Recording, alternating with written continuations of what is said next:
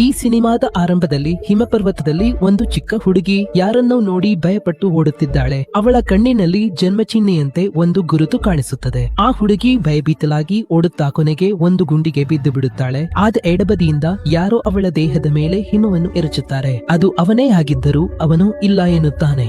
ಆ ವ್ಯಕ್ತಿ ಕೇಳದೆ ಅವಳ ದೇಹದ ಮೇಲೆ ಹಿಮ ಎರಚಿ ತೋರಿಸುವಾಗ ಆ ಹುಡುಗಿಯನ್ನು ಹಿಮಪರ್ವತದಲ್ಲಿ ಕಾಣೆಯಾಗಿದ್ದಾರೆ ಎಂಬ ಸುದ್ದಿ ಬರುತ್ತದೆ. ಅವರ ದೇಹವನ್ನು ಯಾರೂ ಪತ್ತೆ ಹಚ್ಚಿಲ್ಲ. ಅವಳ ತಂದೆ ತಾಯಿ ಚಾನೆಲ್ಗಳಿಗೆ ಹೇಳುತ್ತಿದ್ದಾರೆ. ಅವನು ಸಾಮಾನ್ಯವಾಗಿ ಹೇಗೋ ಹಾಗೆ ಆಟವಾಡಲು ಹೊರಟಿದ್ದ.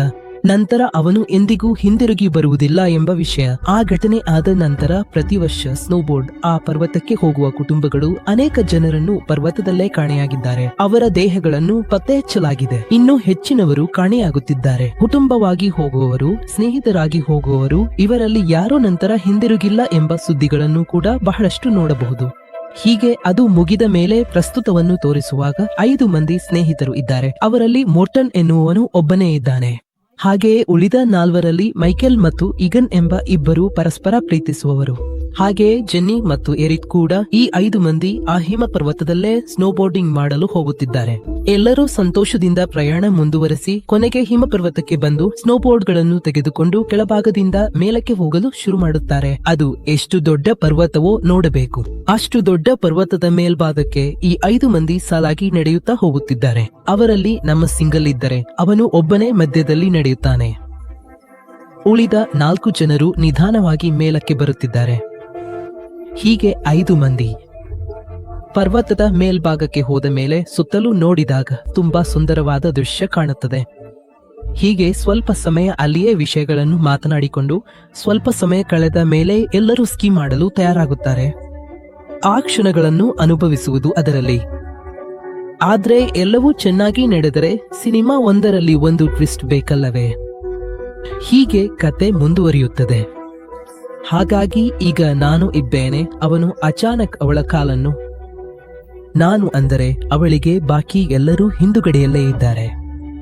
ಹೀಗೆ ಎಲ್ಲರೂ ಅಲ್ಲಿ ಬಂದು ಅಲ್ಲಿ ಹೇಳಿದ ಒಂದು ಹುಡುಗಿ ಆ ಒಂದು ಪಾನ್ಗೆ ಹೋಗಿದ್ದಾಳೆ ಎಂದು ಕೇಳಿದ್ದೇನೆ. ಆಗ ಅದಕ್ಕಾಗಿ ಅದನ್ನು ತಡೆಯಲು ಒಂದು ಬಟ್ಟೆಯನ್ನು ತೆಗೆದುಕೊಂಡು ಚೆನ್ನಾಗಿ ಎಳೆದರೆ ಆ ಕ್ಷಣಕ್ಕೆ ಮುತ್ತನ್ ಸ್ವರ್ಗವನ್ನು ಕಾಣುತ್ತಾನೆ. ಅದು ಮುಗಿದ ಮೇಲೆ ನಾವು ತಾಳಿಕೋಣ, ತಾಳಿಯಲ್ಲಿ ಎಂದು ಹೇಳಿದಾಗ ಹೇಳಬಹುದು.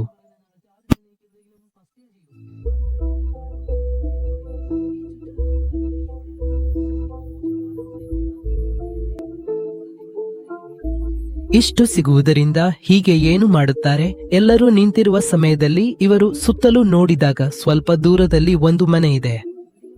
ಆಗ ಏನಾದರೂ ಆಗಲಿ, ನಾನು ಹೇಳಿದೆ ನಾನು ಮನೆಗೆ ಹೋಗಬೇಕು. 5 ಜನರು ಸೇರಿ ಒಂದು ಸ್ಥಳಕ್ಕೆ ಹೋಗುವಾಗ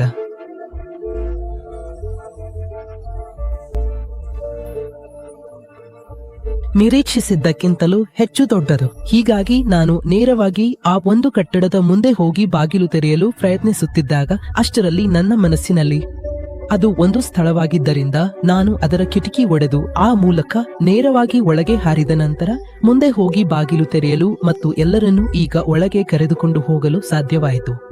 ಹೀಗೆ ಎಲ್ಲರೂ ಅದರಲ್ಲಿ ಮುಗಿಸಿಕೊಂಡಿದ್ದಾರೆ. ಹೋಟೆಲ್ಗೆ ಹೋಗಿ ವರ್ಷಗಳಾಗಿವೆ ಎಂಬುದು ಅವರು ನೋಡುತ್ತಿದ್ದಂತೆ ಅವರಿಗೆ ಅರ್ಥವಾಗುತ್ತದೆ. ಅಲ್ಲಿ ವಿದ್ಯುತ್ ಇಲ್ಲ. ಓಕೆ, ಏನೇ ಆಗಲಿ ನಾನು ಏನಾದರೂ ಮಾಡಬಹುದು ಎಂದು ನಾನು ಹೇಳಿದೆ. ನೀವು ಇಷ್ಟು ಜನರನ್ನು ಕಂಡುಹಿಡಿಯಲು ಸಾಧ್ಯವಾದರೆ ಅದರಲ್ಲಿ ನಾನು ಹೇಳುವುದೇನೆಂದರೆ ಪ್ರತಿ ವ್ಯಕ್ತಿಗೂ ಬೇರೆ ಬೇರೆ ಕಡೆಗಳಲ್ಲಿ ಹೇಳಿದ್ದೇನೆ. ಅದೇ ರೀತಿ ಇಲ್ಲಿ ಕೂಡ.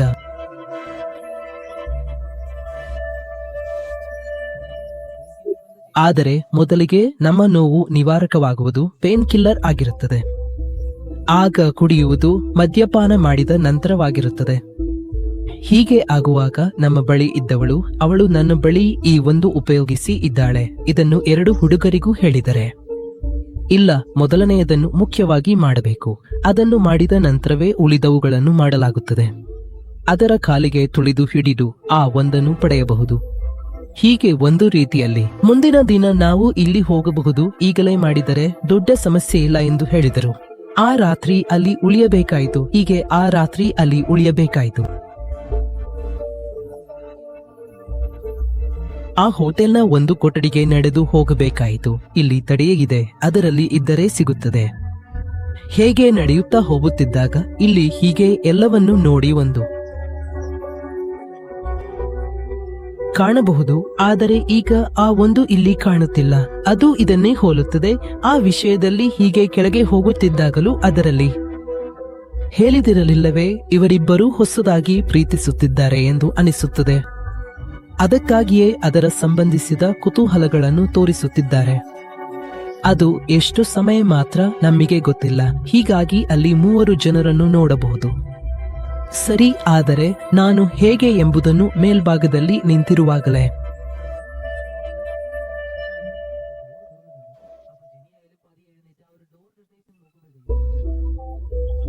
ನಾನೇ ಆಗಿದ್ದೇನೆ. ಅದಕ್ಕಾಗಿಯೇ ಅವಳು ಆ ಹಳದಿ ವಸ್ತುವನ್ನು ತೆಗೆದುಹಾಕಿ ಮತ್ತೆ ಬಂದು, ನಾನು ಒಂದು ವಿಷಯ ಹೇಳುತ್ತೇನೆ. ಆಗ ನಾನು ಕೆಳಗೆ ನಮ್ಮ ಕೈಯಲ್ಲಿ ಇದೆ ಅಲ್ಲವೇ, ಅವಳು ಮಾಡುತ್ತಿರುವುದನ್ನು ಯಾವಾಗಲೂ ಹೇಳಬೇಕಾದರೆ ಅದು ಕೂಡ ಪ್ಲೇ ಆಗುತ್ತಿದೆ. ಹಾಗೆ ನನಗೆ ನೇರವಾಗಿ ಹಿಂದಿರುಗಿ ಬರುತ್ತಿರುವುದು ಮೈಕಲ್ ಮತ್ತು ಈಗೋ, ಆ ಹುಡುಗಿ. ಇಬ್ಬರು ಸ್ವಲ್ಪ ಹಾಸ್ಯ ಮಾಡಬೇಕೆಂದು ಕಟ್ಟಡವನ್ನು ಸುತ್ತಾಡುತ್ತಾ ಇದ್ದಾಗ ಒಂದು ಕೊಠಡಿಯಿಂದ ಬೆಂಕಿಗೆ ಕರಕಲಾಗಿರುವ ವಾಸನೆ ಬರುತ್ತದೆ. ಏನು ಎಂದು ತಿಳಿಯಲು ಆ ಕೊಠಡಿಯನ್ನು ತೆರೆಯುವಾಗ ಆ ಕೊಠಡಿಯೊಳಗೆ ಹಾಸಿಗೆ ಬೆಂಕಿಗೆ ಆವರಿಸಿಕೊಂಡು ಸುಡುತ್ತಿರುವುದನ್ನು ಕಾಣುತ್ತಾರೆ. ಅಂದರೆ ಇಲ್ಲಿ ಕೂಡ ಬೆಂಕಿ ಅವಘಡ ಸಂಭವಿಸಿದೆ ಎಂಬುದು ಅವರಿಗೆ ಅರ್ಥವಾಗುತ್ತದೆ. ಹತ್ತಿರದ ಒಂದು ಕಿಟಕಿ ಮುರಿದು ಬಿದ್ದಿದೆ. ಇಲ್ಲಿ ಬೆಂಕಿ ಅವಘಡ ಸಂಭವಿಸಿದಾಗ ಉಳಿಯಲು ಅವರು ಆ ಸಲಕರಣೆ ಬಳಸಿ ಈ ಕಿಟಕಿಯನ್ನು ಮುರಿದು ಹೊರಗೆ ಹಾಗಿರಬಹುದು ಎಂದು ಅವರು ಊಹಿಸುತ್ತಾರೆ. ಒಂದು ತನಿಖೆ ನಡೆಸುತ್ತಿರುವಂತೆ. ಹೀಗೆ ಆ ಎಲ್ಲ ವಿಚಾರಗಳು ಮುಗಿದ ಮೇಲೆ ಇವರು ಎಲ್ಲರೂ ಮತ್ತೆ ಈ ಹೋಟೆಲ್ ರೂಮಿನ ಮುಖ್ಯ ಭಾಗಕ್ಕೆ ಬಂದು ಎಲ್ಲರೂ ಮದ್ಯಪಾನ ಮಾಡುತ್ತಾ ಇರುತ್ತಾರೆ. ಪ್ರತಿ ಹಾಸ್ಯವನ್ನು ಹಂಚಿಕೊಂಡು ವಿವಿಧ ವಿಷಯಗಳನ್ನು ಚರ್ಚಿಸಿ ಆ ಸಂಗೀತವನ್ನು ಪ್ಲೇ ಮಾಡಿದರು. ಹೀಗೆ ಕುಳಿತುಕೊಂಡಿರುವಾಗ ನಮ್ಮ ಜೆನಿ ಈ ಹೋಟೆಲ್ ರೂಮಿನ ರಿಜಿಸ್ಟರ್ ಬುಕ್ ಅನ್ನು ತೆಗೆದುಕೊಂಡು ಹೀಗೆ ನೋಡುತ್ತಾಳೆ. ಅದರಲ್ಲಿ ತುಂಬಾ ಜನರು ಈ ಹೋಟೆಲ್ಗೆ ಬಂದಿದ್ದಾರೆ. ಹೀಗೆ ಪ್ರತಿ ಪುಟವನ್ನು ತಿರುಗುತ್ತಾ ಕೊನೆಯ ಪುಟಕ್ಕೆ ಬಂದಾಗ ಅಲ್ಲಿ ಕೊನೆಗೆ ಬಂದ ಅತಿಥಿಗಾಗಿ ಏನೋ ಒಂದು ವಿಷಯವನ್ನು ಬರೆದು ಇಟ್ಟಿದ್ದಾರೆ. ನಿಮ್ಮ ಮಗನನ್ನು ಯಾವಾಗಲಾದರೂ ಹುಡುಕಿ ಕಂಡುಹಿಡಿಯಬಹುದು ಎಂಬ ವಿಷಯ. ಹಾಗಾಗಿ ಈ ವಿಷಯವೇ ರಿಜಿಸ್ಟರ್ನಲ್ಲಿ ಕೊನೆಯದಾಗಿ ದಾಖಲಿಸಲಾಗಿದೆ. ಅದು ಕೂಡ 1975ರಲ್ಲಿ ಕೊನೆಯದಾಗಿ ಈ ರಿಜಿಸ್ಟರ್ನಲ್ಲೇ ಬರೆದಿದೆ. ಹಾಗಾದರೆ 1975 ನಂತರ ಯಾರೂ ಈ ಹೋಟೆಲ್ಗೆ ಬಂದಿಲ್ಲ ಅನ್ನೋದನ್ನು ಅರ್ಥ ಮಾಡಿಕೊಳ್ಳಬಹುದು. ಹಾಗಾದರೆ ಇಲ್ಲಿ ಯಾರೋ ಒಬ್ಬರು ಕಾಣೆಯಾಗಿದ್ದಾರೆ. ಅದು ಕೂಡ ಈಗ ಸುಮಾರು 30 ವರ್ಷಗಳಾಗಿವೆ. ಹೀಗೆ ಜೆನಿ ನೋಡುತ್ತಿರುವಾಗ ಆ ಪುಸ್ತಕದಿಂದ ಒಂದು ಕುಟುಂಬದ ಫೋಟೋವನ್ನು ಅವಳು ಕಾಣುತ್ತಾಳೆ. ಅದನ್ನು ತೆಗೆದು ನೋಡಿದಾಗ ನಮ್ಮ ಸ್ಟಾಫ್ ನಲ್ಲಿ ಕಾಣೆಯಾಗಿದ್ದ ಆ ಚಿಕ್ಕ ಹುಡುಗಿಯೂ ಅವಳ ಅಪ್ಪ ಮತ್ತು ಅಮ್ಮನವರ ಫೋಟೋ ಇದಾಗಿದೆ. ಅವರ ಮಗ ಕಾಣೆಯಾಗಿದ್ದ ನಂತರವೇ ಈ ಹೋಟೆಲ್ನಲ್ಲೇ ಅವರನ್ನು ಉಳಿಸಿಕೊಂಡಿದ್ದರು. ಆದ್ದರಿಂದ ಈ ಒಂದು ಬಾರಿ ಒಬ್ಬರೊಡನೆ ಮಾತನಾಡಿ ನಂತರ ಮೈಕೆಲ್ ಎಂದು ಹೇಳಿ ಆ ಹುಡುಗಿಯನ್ನು ಸ್ವಲ್ಪ ಸಮಯ ಕುಳಿತುಕೊಳ್ಳಲು ಹೇಳುತ್ತಾರೆ. ಅವನು ಆ ಹುಡುಗನಾಗಿದ್ದರೆ ಕಂಡುಹಿಡಿದು ಅಲ್ಲಿಗೆ ಹೋಗುತ್ತಾರೆ. ಸ್ವಲ್ಪ ಸಮಯದಲ್ಲಿ ಈ ಇಬ್ಬರೂ ಒಂದೇ ಕೊಠಡಿಯಲ್ಲಿ ಇರುತ್ತಾರೆ. ನಮ್ಮ ನಿಯಮದಂತೆ ಅವರು ಇಬ್ಬರೂ ಒಟ್ಟಿಗೆ ಮಲಗುತ್ತಾರೆ. ಇದರಲ್ಲಿ ಹುಡುಗನಿಗೆ ಮೂರ್ ಇದೆ, ಆದರೆ ಆ ಹುಡುಗಿ ಮಾತ್ರ ಒಬ್ಬಳೇ ಎಲ್ಲವನ್ನೂ ನೋಡಿಕೊಳ್ಳುತ್ತಾಳೆ, ಬಡವಳಂತೆ. ಅದೇ ಸಮಯದಲ್ಲಿ ಇಲ್ಲಿ ಈ ಇಬ್ಬರು ಸ್ವಲ್ಪ ಗಂಭೀರವಾಗಿಯೇ ಹೋಗಿ ನಂತರ ಬರುವಾಗ ಆ ಹುಡುಗಿಯನ್ನು ಅದಕ್ಕೆ ಸಿದ್ಧವಲ್ಲ ಎಂದು ಹೇಳಿದಾಗ ಇದನ್ನು ಕೇಳಿದ ಕೂಡಲೇ ಅವಳು ತಕ್ಷಣ ಎದ್ದು, ಓಕೆ, ಹಾಗಾದರೆ ನನಗೆ ಇಷ್ಟು ಹತ್ತಿರವಾಗಿರೋದು ಹೇಗೆ ಎಂದು ಕೇಳಿದಳು. ಆಗ ನಾನು ಹೇಳಬೇಕಾಗಿತ್ತು. ಅವಳಿಗೆ ನಾನು ಹೇಳಿದೆ, ನಾನು ಹೋಗೋಣ, ನಂತರ ಏನು ಮಾಡೋಣ ಅಂದರೆ ನೇರವಾಗಿ ಅಲ್ಲಿ ಇದ್ದ ಒಂದು ರೂಮಿಗೆ ಹೋಗಿ ಆ ಮ್ಯೂಸಿಕ್ ಇದೆ ಅಲ್ಲವಾ, ಅದನ್ನು ಪ್ಲೇ ಮಾಡಿ ಅಲ್ಲಿ ಕುಳಿತು ಚೆನ್ನಾಗಿ ಮದ್ಯಪಾನ ಮಾಡೋಣ. ಆಗ ಈ ಸಮಯದಲ್ಲಿ ಆ ಹುಡುಗಿ ರೂಮಿನಲ್ಲಿ ನಿಂತಿದ್ದಳು. ಅವಳು ಒಳಗೆ ಬರುವ ಸಮಯದಲ್ಲಿ ಹೋಗಿದ್ರೆ ಅಲ್ಲಿ ಬೇರೆ ಯಾರನ್ನೂ ಕಾಣಲ್ಲ, ಎಲ್ಲವೂ ನನಗೆ ಅನಿಸಿತು. ಅವಳಿಗೆ ಸ್ನಾನ ಮಾಡೋಕೆ ಹೇಳಿದೆ. ನೀವು ಅಂತ ಅವಳ ಹಿಂದೆ ಆರೋಪಿಸುತ್ತಿದ್ದಾರೆ. ಎಲ್ಲವನ್ನೂ ಅರ್ಥ ಮಾಡಿಕೊಂಡು ಅವಳು ಎಲ್ಲವನ್ನೂ ತೆಗೆದುಕೊಂಡು ಅಲ್ಲಿಂದ ಹೋಗಲು ಬರುತ್ತಿದ್ದಾಗ ಅದು ಇದೆ ಅಲ್ಲವಾ, ಅದನ್ನೇ ತೆಗೆದುಕೊಳ್ಳಬಹುದು. ತಕ್ಷಣ ಅವಳ ಹಿಂದೆ ನಾನು ಇನ್ನೊಂದು ತೆಗೆದು ಅವಳ ಕೂದಲಿನಲ್ಲಿ ಹಾಕಿದೆ. ನಾವು ಕೆಳಗೆ ಬಿದ್ದು ತಿರುಗಿ ನೋಡಿದಾಗ ಬೆಟ್ಟ ಮತ್ತು ಮೆಟ್ಟಿನಂತೆ ಒಬ್ಬನು ಅವಳು ಅಯ್ಯೋ ಬರುತ್ತಿದ್ದಾಳೆ. ಅವಳು ತಕ್ಷಣ ಕಾಲಿಟ್ಟು ಹೋಗಿಬಿಟ್ಟರು. ಅಲ್ಲಿಗಳು ಇವೆ, ಅದರಲ್ಲಿ ಭಯಪಟ್ಟು ಓಡಿ ಅವನು ಬರುತ್ತಿದ್ದಾಗ ಕೊಳ್ಳಲು ಸಾಧ್ಯವಾಗುತ್ತಿಲ್ಲ ಈ ನಲ್ಲಿ. ಅದಕ್ಕಾಗಿ ಹತ್ತಿರದಲ್ಲೊಂದು ಬೇಸ್ ಇದೆ, ಅದರಲ್ಲಿ ಹಾಗೆ ಅಲ್ಲಿ ಹೋಗಿ ಕೂಗಿದೆ. ಹಾಗೆ ಅಲ್ಲಿ ಹೋಗುವಾಗ ಅವಳನ್ನು ಹೊಡೆದು ಕೊಲ್ಲಲು ಪ್ರಯತ್ನಿಸಿದ್ದೆ. ಆದರೆ ಇವರ ಶಬ್ದ ಇದೆ ನೋಡೋಣ. ಅದು ಮೇಲಿರುವವರಿಗೆ ಕೇಳಿಸಲು ಸಾಧ್ಯವಿಲ್ಲ, ಕಾರಣ ಒಂದು ಮ್ಯೂಸಿಕಲ್ ಚೆನ್ನಾಗಿ ಪ್ಲೇ ಆಗುತ್ತಿದೆ. ನಾವು ಇದ್ದಲ್ಲಿ ತುಂಬಾ ಜೋರಾಗಿ ಕೇಳಿಸುತ್ತಿದೆ. ನನ್ನ ಮಕ್ಕಳು ಇದ್ದಾರೆ ಅಲ್ಲವೇ? ಅವನು ಇದ್ದನು ಆ ಒಂದು ರೂಮಿನ ಹತ್ತಿರಕ್ಕೆ ಆ ಒಂದು ಮೆಟ್ಟಿಲು ಕಟ್ಟೆಯವರೆಗೆ ಓಡಿ ಬರುತ್ತಿದ್ದಾನೆ. ಆದರೆ ಅದಕ್ಕೂ ಮುಂಚೆ ಒಂದು ಸೈಕಲ್ ಎಳೆದೊಯ್ದು ಕೆಳಗೆ ಹಾಕಿಕೊಳ್ಳಲು ಕೂಡ ಪ್ರಯತ್ನಿಸುತ್ತಿದ್ದಾರೆ. ಹಾಗೆ ಸ್ವಲ್ಪ ಸಮಯ ಕಳೆದ ಮೇಲೆ ಅಲ್ಲಿ ನಡೆದ ಒಂದು ವಿಷಯವನ್ನು ಅವಳು ಹೇಳುತ್ತಿದ್ದಾಳೆ. ಆದ್ರೆ ನಾನು ಹೇಳಿದ್ದು ಅವಳಿಗೆ ನಿನ್ನನ್ನು ಇಷ್ಟವಾಗಿದೆ, ಆದರೆ ಅವಳು ಅರ್ಥ ಮಾಡಿಕೊಳ್ಳಲು ಸ್ವಲ್ಪ ಸಮಯ ಬೇಕು ಅಷ್ಟೇ ಇದೆ. ನೀವು ಮಾತನಾಡಲು ಹೇಳಿದಾಗ ಸಾವಿರಾರು ಕಾರಣಗಳು ಬರುತ್ತವೆ. ಏನೇ ಆಗಲಿ ನಾನು ಹೋಗಿ ಮಾತನಾಡುತ್ತೇನೆ ಎಂದು ಹೇಳಿದೆ. ಎಲ್ಲರೂ ಅಲ್ಲಿ ಮಲಗಿ ನಿದ್ದೆ ಮಾಡಿದರು. ಹೀಗೆ ಮುಂದಿನ ದಿನದಲ್ಲಿ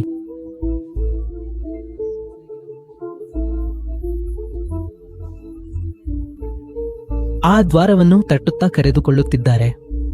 ಆದರೆ ಅವಳು ಬಾಗಿಲು ತೆರೆಯುತ್ತಿಲ್ಲ. ಇನ್ನೊಂದು ವಿಷಯವೆಂದರೆ ಅವಳು ಸತ್ತಿದ್ದು ಇಷ್ಟು ದಿನಗಳಾಗಿಲ್ಲ ಎಂಬುದನ್ನು ಯಾರಿಗೂ ಗೊತ್ತಿಲ್ಲ. ಅದಕ್ಕಾಗಿ ಅವಳು ಕೋಪದಲ್ಲಿರಬಹುದು ಎಂದು ಹೇಳಿ ಫೋನ್ ಕೆಳಗೆ ಇಟ್ಟು ಅಲ್ಲಿಂದ ಹೊರಟೆ. ಇಲ್ಲಿ ನಮ್ಮ ನಿಯಮಗಳ ಪ್ರಕಾರ ನೋಡಿದಾಗ ನನಗೆ ಸಹಾಯ ಬೇಕಾದರೆ ಮಾತ್ರ ಸಹಾಯ ಕೇಳಬಹುದು.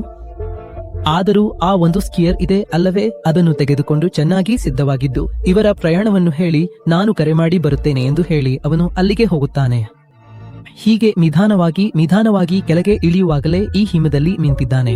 ಇದು ಬಿದ್ದಂತಾಗಿದೆ, ಆದರೆ ಅದು ಎಂದು ತಿಳಿಯಲು ಸಾಧ್ಯವಾಗುತ್ತಿಲ್ಲ. ಅವನಾದರೂ ಆ ಒಂದು ಕಾಲಿನ ಗುರುತುಗಳನ್ನು ಅನುಸರಿಸಿ ಸ್ವಲ್ಪ ಮುಂದೆ ನಿಂತಾಗ ದೊರೆಯುವ ಲಾಭಗಳಿವೆ ಅಲ್ಲವೇ? ಅವಳ ದೇಹದಲ್ಲಿಯೇ ಇದನ್ನು ನೋಡಬಹುದು. ಅವಳು ಹೀಗೆ ತೆಗೆದುಕೊಂಡು ಏನು ಆಯಿತು ಎಂದು ಕೇಳುವ ಸಮಯದಲ್ಲಿ ಅವನ ಹಿಂದೆ ಒಬ್ಬ ಸೈಕೋ ಮರೆತು ಕುಳಿತಿದ್ದನು. ಏಕೆಂದರೆ ಅವಳನ್ನು ಹಿಡಿಯಲು ಅದು ಒಂದು ಬಲೆಯಾಗಿತ್ತು. ಆದರೂ ಒಂದು ಕೊಡಲಿಯನ್ನು ತೆಗೆದುಕೊಂಡು ಅವನ ಮುಖಕ್ಕೆ ಒಮ್ಮೆ ಹೊಡೆದಿದ್ದೆ. ನಾನು ಕೂಡ ಅಲ್ಲಿ ಅಂತ್ಯ ಮುಗಿಸಿದೆ. ಅದೇ ಸಮಯದಲ್ಲಿ ಈ ಒಂದು ಕೊಠಡಿಯಲ್ಲಿ ಲೈಟ್ಗಳು ಅಥವಾ ಏನು ಆಗುತ್ತಿದೆ ಎಂಬುದು ಸಮಸ್ಯೆ ಎಂದು ತಿಳಿಯಲು ಇವರಿಬ್ಬರು ಆ ಜನರಲ್ ರೂಮ್ಗೆ ಹೋಗುತ್ತಾರೆ. ಅಲ್ಲಿಗೆ ಒಳಗೆ ಇಳಿದು ಹೋಗುತ್ತಾರೆ. ಆ ಸಮಯದಲ್ಲಿ ನಮ್ಮ ಹುಡುಗನು ಬಹುಶಃ ಬಹಳ ಸಮಯ ಕಳೆದಿರಬಹುದು. ಅವನು ಒಬ್ಬನನ್ನೂ ಕಾಣುತ್ತಿಲ್ಲ. ಇವರೆಲ್ಲರೂ ಎಲ್ಲಿಗೆ ಹೋದರು ಎಂದು ಹೇಳಬೇಕಾದರೆ ಅದಕ್ಕಾಗಿ ನಾನು ನಿಧಾನವಾಗಿ ಈ ಒಂದು ಕಿಚನ್ ಇದೆ ಅಲ್ಲಿ ಹೀಗೆ ಹೋಗಬೇಕು. ಆ ರೀತಿಯಾಗಿ ಒಂದು ಕಿಚನ್ ಸಂಪೂರ್ಣವಾಗಿ ಎಲ್ಲರಿಗೂ ಇಲ್ಲಿ ಕೆಳಗೆ ಇವರಿಬ್ಬರು ನಾವು ಇದ್ದೇವೆ ಅಲ್ಲವೇ? ಅವರು ಇಬ್ಬರು ಒಂದು ಕೊಠಡಿಯಲ್ಲಿ. ಹೌದು, ಒಂದು ಸೀಕ್ರೆಟ್ ಆಗಿರುವ ಒಂದು ಬಾಗಿಲನ್ನು ಇವರಿಬ್ಬರು ನೋಡುತ್ತಾರೆ. ಹಾಗೆ ಇಬ್ಬರು ಆ ಬಾಗಿಲನ್ನು ತೆರೆಯ ಒಳಗೆ ಹೋಗಿ ನೋಡಿದಾಗ ಅದರೊಳಗೆ ತುಂಬಾ ವಸ್ತುಗಳು ಹಾಗೆ ಇನ್ನೂ ಅನೇಕ ವಿಷಯಗಳಿವೆ. ಹಾಗೆಯೇ ಒಂದು ಟೋಪಿ, ಬೂಟುಗಳು, ಕನ್ನಡಕ, ಈ ಅನೇಕ ವಸ್ತುಗಳು ಇವರಿಗೆ ಸಿಗುತ್ತವೆ. ಅವರು ಯೋಚಿಸುತ್ತಾರೆ ಇವೆಲ್ಲವೂ ಹೋಟೆಲ್ ಮಾಲೀಕರದ್ದೇ ಇರಬಹುದು ಎಂದು. ಹಾಗೆಂದು ಒಳಗೆ ಹೋಗಿ ಪ್ರತಿಯೊಂದು ವಸ್ತುವನ್ನು ಪರಿಶೀಲಿಸುತ್ತಾರೆ. ಹೀಗೆ ಸ್ವಲ್ಪ ಇನ್ನಷ್ಟು ಒಳಗೆ ಹೋಗುತ್ತಿದ್ದಂತೆ ಆ ಬಾಗಿಲಿನೊಳಗೆ ಯಾರೋ ವಾಸವಿರುವಂತೆ ಇವರಿಗೆ ಕಾಣುತ್ತದೆ ಎಂದು ಅನಿಸುತ್ತದೆ. ಏಕೆಂದರೆ ಎಲ್ಲವನ್ನೂ ಆ ರೀತಿಯಲ್ಲಿ ಜೋಡಿಸಲಾಗಿದೆ. ಅದೇ ರೀತಿ ಅವರು ಆ ಮೇಜಿನ ಬಳಿ ಹೋಗಿದಾಗ ಅಲ್ಲಿಗೆ ಕೆಲವು ಸುದ್ದಿ ಪತ್ರಿಕೆ ಕತ್ತರಿಕೆಗಳು ಇರುತ್ತವೆ. ಅದರಲ್ಲಿರುವ ಮುಖ್ಯ ಸುದ್ದಿ ಎಂದರೆ ಸ್ಟಾರ್ಟಿಂಗ್ ಸೀನಿನಲ್ಲಿ ಹುಡುಗ ಕಾಣೆಯಾಗಿದ್ದಾನೆ ಎಂಬುದು. ಅದೇ ರೀತಿ ಅವನ ಕುಟುಂಬದ ಫೋಟೋ, ಅದಾದ ಮೇಲೆ ಈ ಒಂದು ಸ್ಥಳದಲ್ಲಿ ಅನೇಕ ಜನರು ಕಾಣೆಯಾಗಿದ್ದಾರೆ ಎಂಬ ವಿಷಯಗಳು. ಹಾಗೆಯೇ ಮತ್ತೊಂದು ಪತ್ರಿಕೆಯಲ್ಲಿ ಈ ಹೋಟೆಲ್ ಬಗ್ಗೆ ವಿವರಿಸಲಾಗಿದೆ. ಅದರ ಮೇಲೆ ಬರೆದಿರುವುದು ಇದು ಇವಿಲ್ ಹೋಟೆಲ್ ಎಂದು. ಅಂದರೆ ಇದೇ ಹೋಟೆಲ್ನಲ್ಲೇ ಇವರು ಉಳಿದಿದ್ದಾರೆ ಎಂಬ ವಿಷಯವು ಇವರಿಗೆ ಅರ್ಥವಾಯಿತು. ಹಾಗಿದ್ದಲ್ಲಿ ಈ ಒಬ್ಬ ಗೌರವಾನ್ವಿತ ವ್ಯಕ್ತಿಗೆ ಈ ಟೋಪಿ ಮತ್ತು ಸನ್ಗ್ಲಾಸ್ ಹೇಗೆ ಸಿಗುತ್ತದೆ? ಇವು ಯಾವತ್ತೂ ಅವರದ್ದಾಗಿರಲಿಲ್ಲ ಎಂಬುದು ಇವರಿಗೆ ಸ್ಪಷ್ಟವಾಯಿತು. ಹೀಗಾಗಿ ಇಬ್ಬರು ಹಿಂದಿರುಗಲು ಬರುತ್ತಿದ್ದಾಗ ಅಲ್ಲಿ ಒಂದು ಪೆಟ್ಟಿಗೆ ಬಿದ್ದಿದ್ದು ಕಾಣೆಯಾಗಿರುತ್ತದೆ. ಅದರೊಳಗಿಂದ ಅನೇಕ ಜನರ ಉಂಗುರಗಳು ಹಾಗೆಯೇ ಕಾರಿನ ಕೀ ಕೂಡ ಸಿಗುತ್ತವೆ. ಇದು ನೋಡಿದಾಗ ಅವರು ಯೋಚಿಸುತ್ತಾರೆ, ಈಗ ಕಳೆದು ಹೋದ ಒಂದು ಹೋಟೆಲ್ ಒಳಗೆ ಹೀಗೆ ಕಾರಿನ ಕೀ ಮತ್ತು ಉಂಗುರ ಹೇಗೆ ಬರುತ್ತದೆ ಎಂದು. ಏನೇ ಆಗಲಿ ಇಲ್ಲಿ ಸರಿಯಲ್ಲದ ಯಾವುದೋ ನಡೆಯುತ್ತಿದೆ ಎಂಬುದು ಅರ್ಥ ಮಾಡಿಕೊಂಡು ಇಬ್ಬರು ಹೊರಗೆ ಬರುತ್ತಾರೆ. ಹಾಗೆ ಹೊರಗೆ ಬಂದ ಮೇಲೆ ನಮ್ಮ ಜೆನಿ ಇದ್ದಾಳೆ ಅಲ್ಲವಾ ಈಗನೆಂದು ಹೇಳಿ ಆ ಹುಡುಗಿಯನ್ನು ಮಾತನಾಡಲು ಅವಳ ರೂಮ್ ಹತ್ತಿರ ನಿಂತಿದ್ದಾಳೆ. ಆದರೆ ಆಕೆ ಒಪ್ಪಿಕೊಳ್ಳುವುದಿಲ್ಲ ಎಂದು ಹೇಳುತ್ತಾರೆ. ಆದರೆ ಆಕೆ ಪ್ರತಿಕ್ರಿಯೆ ನೀಡುತ್ತಾಳೆ. ಅವರು ಬಾಗಿಲನ್ನು ಬಲವಾಗಿ ತೆಗೆಯಲು ಪ್ರಯತ್ನಿಸುತ್ತಾರೆ. ಆದರೆ ಆ ಒಂದು ಕೊಠಡಿ ತುಂಬಾ ಬಿಗಿಯಾಗಿ ಮುಚ್ಚಿದೆ. ಎಲ್ಲರೂ ಭಯಪಟ್ಟು ಮೇಲ್ಭಾಗದಲ್ಲಿ ಇರುವ ಮುಟ್ಟನ್ನು ಹುಡುಗ ಹುಡುಕುತ್ತಾನೆ ಮತ್ತು ಅದನ್ನು ತೆರೆಯಲು ಪ್ರಯತ್ನಿಸುತ್ತಾನೆ. ಆದರೆ ಅದರಿಂದ ಸಾಧ್ಯವಾಗುತ್ತಿಲ್ಲ. ಆ ಸಮಯದಲ್ಲಿ ನಾವು ಇದ್ದರೆ ನೇರವಾಗಿ ಮೇಲ್ಭಾಗದಲ್ಲೇ ಶಬ್ದ ಕೇಳಿಸುತ್ತಿದೆ. ನಾನು ಓಡಿಕೊಂಡು ಆ ಒಂದು ಅಡುಗೆ ಮನೆಯ ಭಾಗವನ್ನು ನೋಡುತ್ತಿದ್ದಾಗ ಅವರು ಬಾಗಿಲು ತೆರೆಯಲು ಪ್ರಯತ್ನಿಸುತ್ತಿದ್ದರು. ಹೀಗೆ ಅವನನ್ನು ಹಿಡಿದುಕೊಂಡು ಇಬ್ಬರೂ ಕುಳಿತಿದ್ದರು. ನಾವು ಹೇಗಾದರೂ ತಕ್ಷಣ ಮೇಲಕ್ಕೆ ಓಡಿ ಬಂದು ಕೆಳಗಿನ ಆ ಒಂದು ಕೊಠಡಿಯಲ್ಲಿ ಇದ್ದೆವು. ಅದನ್ನು ಅವರಿಗೆ ಹೇಳಿ ನೇರವಾಗಿ ಕೆಳಗೆ ಕರೆದುಕೊಂಡು ಹೋಗಿ ತೋರಿಸಿದ್ದೆವು. ಅಲ್ಲಿಯೂ ಎಲ್ಲವೂ ಹಾಗೆಯೇ ಇತ್ತು. ನಾನು ಕೂಡ ಅಲ್ಲಿಯೇ ಮಲಗಿದ್ದೆ. ಆಗ ಒಂದು ವಿಷಯವನ್ನು ನಾವು ನೋಡಿದೆವು. ಆಕೆ ಹೇಳಿದಳು, ನಾನು ಬರುವಾಗ ನಾನು ಅಲ್ಲಿದ್ದೇನೆ ಅಲ್ವೇ? ಆಧಾರ್ ತೆರೆಯುವಂತೆ ತಕ್ಷಣ ಒಂದು ಶಬ್ದ ಕೇಳಿದರೆ ಮೂವರು ಒಳಗೆ ಹೋಗಬೇಡಿ ಎಂದು ಈಗ ಹೇಳುತ್ತಿದ್ದಾರೆ. ನನಗೆ ಇಲ್ಲಿ ಹೋಗಿ ಬರುವವರೆಗೆ ನಮಗೆ, ಆದರೆ ಅವನು ಅಲ್ಲಿ ಕಂಡುಹಿಡಿದು ವಿಷಯಗಳನ್ನು ಹೇಳುತ್ತಿದ್ದಾನೆ. ಆಗ ನಾನು ಅಲ್ಲಿ ಒಂದು ಶೆಲ್ ಆಗಿರಬೇಕು ಎಂದು ಹೇಳುವಾಗ ಅಲ್ಲಿ ಅದು ಹೇಗಿರಬೇಕು ಎಂಬುದನ್ನು ಕೂಡ ಗಮನದಲ್ಲಿಡಬೇಕು.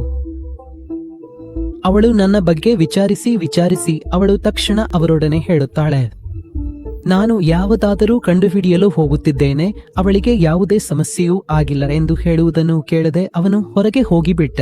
ನಂತರ ನಿಧಾನವಾಗಿ ಕೆಳಗೆ ಹೋಗುತ್ತಾನೆ. ಕಾರಣ, ನಾನು ಯಾವಾಗಲೂ ಯೋಚಿಸುವುದು ಅವನು ಎಂಬ ನಂಬಿಕೆಯಲ್ಲಿ ಅದನ್ನು ಕಂಡುಹಿಡಿದರೆ ತೆರೆದು ಅವಳು ಎಲ್ಲಾದರೂ ಇದ್ದಾಳೆ ಎಂದು ತಿಳಿಯಲು ಬೇಕಾದ್ದರಿಂದ. ಅಲ್ಲಿ ಇರುವ ವಿಷಯಗಳು ತಟ್ಟಿಕೊಂಡು ಸತ್ತು ಹೋಗಿವೆ. ಖಾಲಿ ಶಬ್ದ ಮಾಡುತ್ತಿರುವುದು ನಾನು ಹೀಗೆ ನಿಂತಿರುವಾಗ. ತಕ್ಷಣವೇ ಅಲ್ಲಿ ನಿಂತು ಹೋಗುವುದು ಮತ್ತು ಒಂದು ಕಥೆಯಲ್ಲಿ ಒಂಟಿಯಾಗಿರುವುದು, ಅದು ಬೇರೆ ಯಾರೂ ಅಲ್ಲ, ಅವಳೇ ಹೀಗೆ. ಇದರಲ್ಲಿ ಒಂದು ಕೊಡಾಲಿನಿಂದ ಹೊಡೆಯಲು ಸಾಧ್ಯವಾಗದೆ ಅವನನ್ನು ತಡೆಯಲಾಯಿತು. ಅಲ್ಲಿ ನಿಂತು ನೇರವಾಗಿ ನೋಡುತ್ತಿರುವಾಗ ಈಗಲೂ ಗೊತ್ತಿಲ್ಲ. ಸ್ವಲ್ಪ ಸಮಯದ ನಂತರ ಅಲ್ಲಿ ಒಂದು ಸೈಕಲ್ ಇದೆ, ಆ ವ್ಯಕ್ತಿ ಇಲ್ಲದಿದ್ದರೆ ಅದರಲ್ಲಿ. ಭಯಪಟ್ಟು ಅದು ಮುಗಿದ ಮೇಲೆ ನಮ್ಮ ಸೈಕಲ್ ನಿಲ್ಲಿಸಿದಾಗ ಅವಳು ಮತ್ತೊಂದು ದಾರಿಯಿಂದ ಒಳಗೆ ಬಂದು ಬಿಟ್ಟಳು. ನಾವು ಇದ್ದೆವು ಅಲ್ಲ. ಈಗ ಒಂದು ತಕ್ಷಣವಾಗುತ್ತಿದೆ ಎನಿಸಿದರೂ ಭಯದಿಂದ ಒಂದು ಕಥೆಯಲ್ಲಿದ್ದಂತೆ. ಈ ಇಬ್ಬರನ್ನು ಕೂಡ ಕರೆದು ಒಳಗೆ ಬಂದುಕೊಂಡಿದ್ದಾರೆ. ಆಗ ಅವರು ಕೇಳುತ್ತಿರುವುದು ಏನು ಆಯಿತು ಎಂದು ಕೇಳಿದಾಗ ನಾನು ಹೇಳುತ್ತೇನೆ, ನನಗೆ ಹೆಚ್ಚು ಸಮಯ ನಿಲ್ಲಲು ಸಾಧ್ಯವಿಲ್ಲ, ಅದಕ್ಕಾಗಿ ನಾನು ಹೋಗಬೇಕು ಎಂದು ಹೇಳಿದಾಗ, ಹೇಗೆ ಎಂದು ಕೇಳುತ್ತಿರುವುದು ಕೇಳಿದಾಗ ತಕ್ಷಣ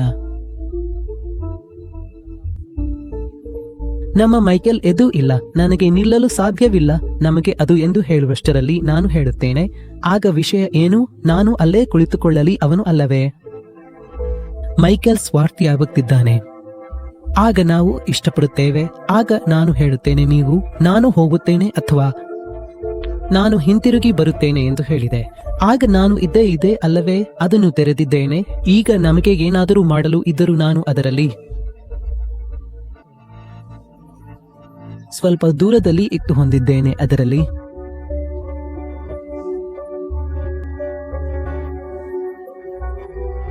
ಈಗ ನಾನು ಹೇಳಿದೆ.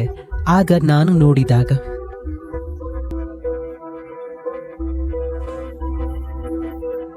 ಇತ್ತು. ಇವನ ಕಾಲಿಗೆ ಹಿಡಿಯುವುದು ನೋವುಂಟು.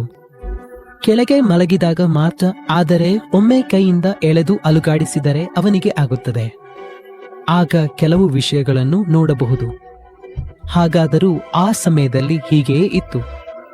ಆಗ ನಾವು ಇದ್ದರೂ ಅದರೊಳಗೆ ಹೋಗಿ ಎಲ್ಲ ವಸ್ತುಗಳು ಇದ್ದವು. ಆದರೆ ಹೆಚ್ಚು ಸಮಯ ಅವನು ಅವಳನ್ನು ಹಿಡಿದು ನೇರವಾಗಿ ಬೆರಳಿನಿಂದ ಅವನ ಕುತ್ತಿಗೆಯನ್ನು ಹಿಡಿದು ಒತ್ತಾಡುತ್ತಿದ್ದಾಳೆ. ಆಗ ಇದನ್ನೆಲ್ಲ ನೋಡಬಹುದು. ನಂತರ ಅವನ ಕುತ್ತಿಗೆಯ ಮೇಲೆ ಅವಳು ಕುಳಿತಿದ್ದಾಳೆ. ನಂತರ ತೆಗೆದು ನೋಡಿದಾಗ ಅದರಲ್ಲಿ ಅಪ್ಪೋ, ಈ ವಿಷಯವನ್ನು ಕಂಡು ಆ ಸೈಕೋ ಎಷ್ಟು ಕ್ರೂರನೋ ಎಂಬುದು ಇವರಿಗೆ ಅರ್ಥವಾಯಿತು. ತಪ್ಪಿಸಿಕೊಳ್ಳಲು ಇಬ್ಬರೂ ಆ ರೂಮನ್ನು ತೆರೆಯುತ್ತಾರೆ. ನೇರವಾಗಿ ಅಡುಗೆ ಮನೆಯ ಸ್ಟೋರ್ ರೂಮಿಗೆ ಹೋಗುತ್ತಾರೆ. ಅದರೊಳಗೆ ನಮ್ಮ ಕೋಟ್ನನ್ನು ಕುಳಿತುಕೊಳ್ಳಿಸಿ, ನೀನು ಏನೇ ಆಗಿರಲಿ ಇಲ್ಲಿ ಕುಳಿತುಕೋ ಎಂದು ಹೇಳುತ್ತಾರೆ. ನಾನು ಹೋಗಿ ಬರುತ್ತೇನೆ, ನಮಗೆ ಸಹಾಯ ಸಿಗುತ್ತದೆಯೇ ಇಲ್ಲವೇ ಎಂದು ನೋಡುತ್ತೇನೆ. ಅವನಿಗೆ ಭರವಸೆ ನೀಡಿದ ನಂತರ ಅವನನ್ನು ಆ ರೂಮಿನಲ್ಲಿ ಕುಳಿತುಕೊಳಿಸಿದ್ದೆ. ನಂತರ ಜೆನಿ ನೇರವಾಗಿ ಮನೆಗೆ ಆ ಶೆಡ್ ಒಳಗೆ ಹೋಗುತ್ತಿದ್ದಾಳೆ. ಹಾಗಾಗಿ ನೆರೆ ಮೈಕೆಲ್ ನನ್ನು ಕೊಂದದ್ದು ಇಲ್ಲೇ. ಹೀಗಾಗಿ ಅವಳು ಅದರೊಳಗೆ ಹೋಗಿ ನೋಡಿದಾಗ ಒಂದು ಸ್ಕೀ ಬೋರ್ಡ್ ಮತ್ತು ಇನ್ನೊಂದು ದೊಡ್ಡ ವಸ್ತುವಿದೆ. ಒಂದು ಸ್ಲೈಡ್ ಮಾಡುವ ಅದರೊಳಗಾದರೂ ನಮ್ಮ ಮಾರ್ಟನ್ ಅನ್ನು ತೆಗೆದುಕೊಂಡು ಹೋಗಬಹುದು. ಆದರೆ ಆ ಎರಡು ವಸ್ತುಗಳನ್ನು ಹೊರಗೆಳೆಯಲು ಅವಳು ಪ್ರಯತ್ನಿಸಿದಾಗ ಸಾಧ್ಯವಾಗುತ್ತಿಲ್ಲ. ಹೀಗಾಗಿ ಅವಳು ದಣಿದು ಬಿದ್ದಾಗ ಮತ್ತೊಂದು ವಿಷಯವನ್ನು ಗಮನಿಸುತ್ತಾಳೆ. ಏನು ಅಂತ ಕೇಳಿದರೆ ಅದರೊಳಗೆ ಶಾರ್ಟ್ ಗನ್ ಇದೆ. ಅವಳು ಆ ಗನ್ ತೆಗೆದುಕೊಂಡು ಬುಲೆಟ್ ಇದೆ ನೋಡಿದಾಗ ಬುಲೆಟ್ ಇಲ್ಲ. ಹಾಗೆ ಅವಳು ಈ ಹೋಟೆಲ್ಗೆ ಮೊದಲ ಬಾರಿಗೆ ಬಂದಾಗ ಈ ರೂಮಿನಲ್ಲಿ ಬುಲೆಟ್ ಸಿಕ್ಕಿತ್ತು. ಆ ವಿಷಯ ಅರಿತುಕೊಂಡು ಅವಳು ಗನ್ ಹಿಡಿದು ಧೈರ್ಯದಿಂದ ಹೋಟೆಲ್ ರೂಮಿಗೆ ನೇರವಾಗಿ ಪ್ರವೇಶಿಸಿದಳು. ಆ ಬುಲೆಟ್ ಅನ್ನು ಲೋಡ್ ಮಾಡಿ ಈಗ ನೇರವಾಗಿ ಮಾರ್ಟನ್ ಬಳಿಗೆ ಹೋಗುತ್ತಾಳೆ. ಅವನನ್ನು ಹಿಡಿದು ಈಗನ ಧೈರ್ಯದಿಂದ ಇಬ್ಬರು ಹೊರಗೆ ಇಳಿಯಲು ಹೊರಟರು. ಏಕೆಂದರೆ ಒಂದೇ ಒಂದು ಬುಲೆಟ್ ಇದೆ, ಅದರ ಮೂಲಕ ಅವನನ್ನು ಕೊಲ್ಲಬಹುದು. ಹಾಗಾದರೆ ಆ ಕಿಲ್ಲರ್ ಬರಬಹುದಾದ ಸ್ಥಳ ಆ ಜನರೇಟರ್ ರೂಮ್. ಅದಕ್ಕೆ ಹತ್ತಿರ ಹೋಗಿ ಪವರ್ ಆಫ್ ಮಾಡುತ್ತಾರೆ. ಅವಳ ಕೈಯಲ್ಲಿ ಒಂದು ಟಾರ್ಚ್ ಇದೆ. ಅದನ್ನು ಹಿಡಿದು ಆ ಕಿಲ್ಲರ್ ಬರುತ್ತಾನೋ ನೋಡುತ್ತಾ ನಿಂತಿದ್ದಾಳೆ. ಆ ಒಂದು ಕೊಠಡಿಗೆ ಒಳಗೆ ಹೋಗಿ ಅವಳು ಏನೋ ನೋಡುತ್ತಿರುವಾಗ ಅನಕ ಒಬ್ಬನು ಅವಳ ಕಾಲಿಗೆ ಹಿಡಿದುಕೊಳ್ಳುತ್ತಾನೆ. ಅವಳು ಭಯದಿಂದ ನೋಡಿದಾಗ ಅದು ಎರಿಕ್. ಅವನು ಸತ್ತಿಲ್ಲ, ಅವನ ತಲೆಗೆ ಗಾಯವಾಗಿ ಅಚೇತನವಾಗಿ ಬಿದ್ದಿದ್ದಾನೆ. ಅಪ್ಪೋ ಅವನೇನು ರಕ್ಷಣೆ ನೀಡಿದವನು ಎಂದು ಹೇಳುತ್ತಿರುವಾಗಲೆಲ್ಲ ಜೆನಿ ಹೇಳುತ್ತಾಳೆ, ಇಲ್ಲ ನೀನು ತಾಳು, ಆ ಕಿಲ್ಲರನನ್ನು ಕೊಂದ ಮೇಲೆ ನಾನೇನು ನಿನಗೆ ರಕ್ಷಣೆ ನೀಡಿದ್ದೇನೆ, ಆಗುವವರೆಗೆ ನಾನು ಕೇಳುತ್ತೇನೆ ದಯವಿಟ್ಟು ಎಂದು ಹೇಳುವಾಗ ಎಲ್ಲವೂ ಬರುತ್ತದೆ. ಅದಕ್ಕಾಗಿಯೇ ನನಗೆ ಅಲ್ಲಿ ಹೀಗೆ ಬಿದ್ದಿರುವುದು. ನಾವು ಏನೇ ಆದರೂ ತಕ್ಷಣ ಅಲ್ಲಿ ಮರೆತು ಕುಳಿತುಕೊಳ್ಳಬೇಕಾಗುತ್ತದೆ. ಅದರಲ್ಲಿ ನಾನು ಹೀಗೆ ಒಂದು ದೊಡ್ಡದು ಬಂದು ಅಲ್ಲಿ ಹೇಗೆ ಎಂಬುದು. ಆದರೆ ನಾನು ಪಕ್ಷ ನಮ್ಮಲ್ಲಿ ಆ ಶಬ್ದವನ್ನು ಕೇಳಿದಾಗ ಒಂದು ಕಡೆಗೆ ತಿರುಗಿ ನೋಡಿದಾಗ ಇದಲ್ಲದೆ ಬೇರೆ ಅಗತ್ಯವಿಲ್ಲ ಎಂದು ಹೇಳಿದಾಗ ಗನ್ ತೆಗೆದುಕೊಂಡು ಸ್ಪಾಟ್ಗೆ ಹೋಗಿ ನಾನು ಏನೇ ಆದರೂ ಶೂಟ್ ಮಾಡುತ್ತೇನೆ. ಅದರಲ್ಲಿ ನಾನು ಹೇಳುವಾಗ ಇದರಲ್ಲಿ ನಾವು ಮಾಡಿದುದು ಅದ್ಭುತ. ಅವನು ಈಗ ನೋಡಲು ಕೂಡ ಸಾಧ್ಯವಿಲ್ಲ. ಆದರೆ ಅದಕ್ಕಿಂತ ಮೊದಲು ನಮ್ಮ ಜೆನಿ ಆ ಸೈಕಲ್ ಇದೆ ಅಲ್ಲವೇ, ಅದನ್ನು ಮಾರಿಬಿಡುತ್ತಾನೆ. ಆಗ ನೋಡಲು ಸಾಧ್ಯವಿಲ್ಲ. ಆಗ ನಾನು ಹೇಳುತ್ತಿರುವುದು ಎಂದರೆ ಎಷ್ಟು ಬೇಗ ಹೇಳಿದರೂ ನಾನು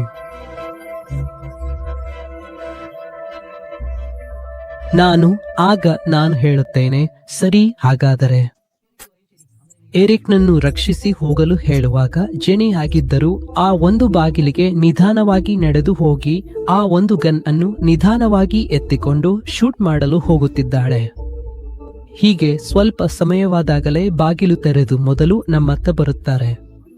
ಅದರಲ್ಲಿ ಇದೆ ಅಲ್ಲವೇ ಅದು ಶೂಟ್ ಮಾಡುವುದನ್ನು. ಆದರೆ ಅದು ಬಾಯ್ಸನ್ ಆಗಿದ್ದರೆ ಆ ಒಂದು ವಾಲ್ ಹೀಗೆ ತಳ್ಳಿಕೊಂಡು ನಾವು ಅಲ್ಲಿ ಕಣ್ಣೆದುರು ಕೊಲ್ಲುತ್ತೇವೆ. ನಂತರ ಒಳಗೆ ಬರುತ್ತಿರುವಾಗ ನಮಗೆ ಅರ್ಥವಾಗುವುದಿಲ್ಲ, ಏಕೆಂದರೆ ಅವಳು ನನ್ನ ಮುಂದೆ ಇದ್ದಾಳಲ್ಲ. ಆಗ ನೀವು ಕೈಯಿಂದ ತೆಗೆದುಕೊಂಡು ಈತ ಎಂದು ಹೇಳಿದಾಗ ಮನಸ್ಸಿಲ್ಲದ ಮನಸ್ಸಿನಿಂದ ಅವಳು ನಿದ್ರಿಸುತ್ತಿದ್ದಾಳೆ. ಹೀಗೆ ನಮ್ಮ ಮೂರ್ಗೆ ಬಂದ ಮೇಲೆ ನಾನು ಶೂಟ್ ಮಾಡುತ್ತೇನೆ, ಮುಂದಿನದಕ್ಕೆ ಬರುತ್ತದೆ ಎಂದು ಹೇಳಿದಾಗ ನಾನು ಯೋಚಿಸುತ್ತಿದ್ದದ್ದು ಅದರಲ್ಲಿ 2 ಇದೆ. ಆದರೆ ಇದರಲ್ಲಿ ಬೇರೆ ದಾರಿ ಇಲ್ಲದೆ ಆ ಒಂದರಲ್ಲಿ ಕೆಳಗೆ ಬರುತ್ತಿರುವುದು ಒಂದು ದೊಡ್ಡ ಗುಂಪು ಇದೆ ಅಲ್ಲವಾ. ಅದನ್ನು ಇಟ್ಟುಕೊಂಡು ಮುಟ್ಟದ ತಲೆಯ ಮೇಲೆ ಒಂಟಿಯಾಗಿ ಅಲ್ಲಿ ಕೊಂದರು. ಇಲ್ಲಿ ನಮ್ಮದಾಗಿದ್ದರೆ ಹೊರಗೆ ಓಡಿ ಬಂದು ಆ ಒಂದು ಶೆಲ್ ಕೈಯಲ್ಲಿ ಒಳ್ಳೆಯ ಮಣ್ಣಿನಲ್ಲಿ ಅವಳ ಕೈಯಲ್ಲಿ ಅದು. ಅದಕ್ಕಾಗಿ ಅವಳು ಅಲ್ಲಿಗೆ ಹೋಗಲು ಪ್ರಯತ್ನಿಸಿದ್ದಾಳೆ. ಆದರೆ ಅದಕ್ಕಿಂತ ಮೊದಲು ಒಬ್ಬ ಸೈಕೋ ಅವಳ ಹಿಂದೆ ಬಂದು ಅವಳ ತಲೆಗೆ ಒಮ್ಮೆ ಹೊಡೆದನು. ಅವಳು ಕೆಳಗೆ ಬಿದ್ದಳು. ಈಗ ದಿನದಲ್ಲಿ ನಾವು ಈ ಒಂದು ಸೈಕಲ್ ನಾನು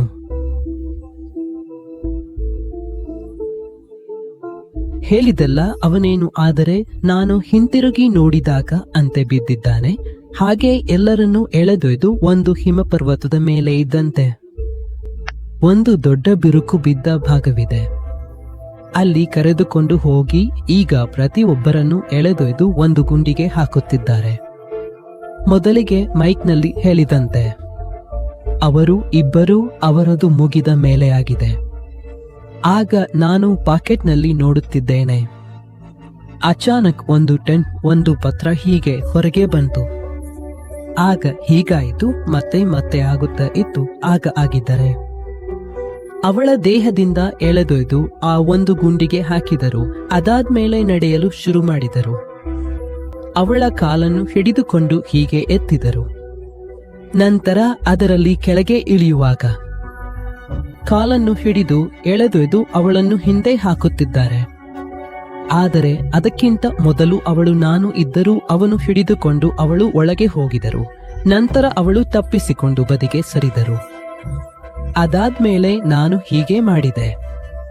ಕೊನೆಯಲ್ಲಿ ನಾನು ಅವಳು ಅವನು ಇದ್ದರು ಅದರಲ್ಲಿ. ಹಠಾತ್ತನೆ ಕಣ್ಣಿನಿಂದ ನೋಡಿದಾಗ ಎಲ್ಲವನ್ನೂ ನೋಡಲು ಸಾಧ್ಯವಾಗುತ್ತಿಲ್ಲ. ಅದನ್ನೇ ಆಗ ನಾನು ಗಮನಿಸಿದ್ದೆ. ಅವನ ಮುಖದಲ್ಲಿ ಹೀಗೆ ಒಂದು ಹುಟ್ಟಿನ ಗುರುತು ಇದೆ. ಆಗ ಯಾರದು?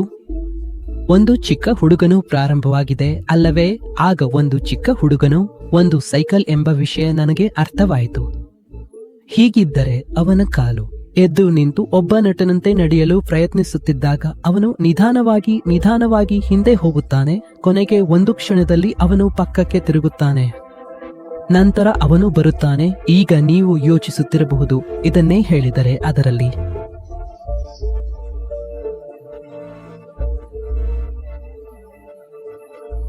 ಒಬ್ಬ ಹುಡುಗ ಈ ಹಿಮದಲ್ಲಿ. ಆಗಾಗಲೇ ಅದು ಬೇರೆ ಯಾರೂ ಅಲ್ಲ, ಅವನ ಸ್ವಂತ ಅಪ್ಪ. ಅವನೇ ಹಿಮದಲ್ಲಿ ಮುಚ್ಚಿಕೊಂಡು ಬರುತ್ತಿದ್ದಾನೆ. ಜೊತೆಗೆ ಇನ್ನೊಬ್ಬರು ಇದ್ದಾರೆ. ಗೊತ್ತಾ? ಆ ಹುಡುಗನ ತಾಯಿ. ಅವನ ಅಪ್ಪ ಮತ್ತು ತಾಯಿ ಇಬ್ಬರು ಸೇರಿಕೊಂಡು ಈ ಹುಡುಗ ಹಿಮದಲ್ಲಿ ಮುಚ್ಚಿಕೊಂಡಿದ್ದಾನೆ. ಅದಾದ ಮೇಲೆ ನಾನು ಆ ರೀತಿಯಲ್ಲಿ ಒಂದು ಕುಟುಂಬವನ್ನೇ ಕೊಲ್ಲಲು ಆರಂಭಿಸಿದ. ಅವನ ಅಪ್ಪ ಮತ್ತು ತಾಯಿ ಇದರಲ್ಲಿ. ಇದರಿಂದ ಮೊದಲ ಸಿನಿಮಾ ಇಲ್ಲಿ ಮುಗಿಯುತ್ತದೆ. ಆದ್ದರಿಂದ ಚೆನ್ನಾಗಿ ತಕ್ಷಣ ಮುಂದಿನದನ್ನು ನೋಡಲು ಬನ್ನಿ.